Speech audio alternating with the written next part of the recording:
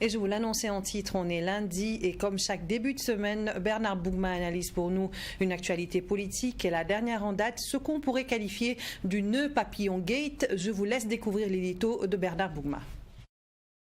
Ce week-end, le premier ministre Paul Kabatiba s'est véritablement lancé sur la scène politique de façon effective. Après son entrée dans le bureau politique national du MPP, le parti au pouvoir, l'enfant prodigue de Tougan est allé faire comme ses dévanciers.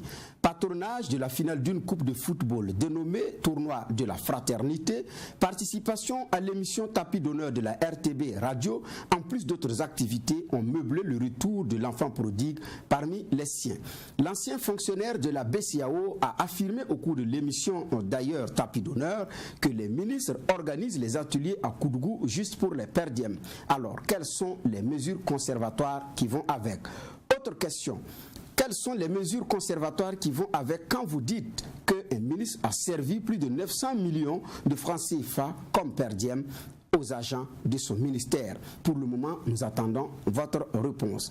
Mais une autre tache noire de cette entrée tonitruante dans la scène politique burkinabé du premier ministre Paul Kabatiba a été ce nœud papillon de couleur jaune sur les couleurs nationales, laissant apercevoir le drapeau du Burkina Faso sans sa fameuse étoile dorée à 5 branches, alors qu'il y a tout un symbole qui se cache derrière. Les explications ont été données par rapport à la difficulté liée aux photographes de prendre des images compte tenu d'un reflet qui se trouverait derrière le Premier ministre. Oui, mais en la matière, est-ce qu'un autre tissu ne conviendrait pas mieux que d'apposer les couleurs nationales avec un nœud papillon à la Yuga le chat? Monsieur le Premier ministre et ses collaborateurs, d'ailleurs qui viennent souvent inspecter les lieux avant l'arrivée du boss, n'ont pas vu ce nœud papillon, alors que ça saute aux yeux.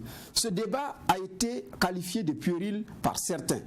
Oui, puéril, nous en voulons, mais quoi qu'il en soit, il s'agit des couleurs nationales. Et il y a des enfants du primaire et du secondaire qui regardent les images et qui peuvent se dire qu'on peut apposer n'importe quoi sur les couleurs nationales pour peu qu'on veut rapidement régler une situation. Alors, faisons très attention parce qu'il y a des gens qui meurent rien que pour défendre ces couleurs, rien que pour notre drapeau national.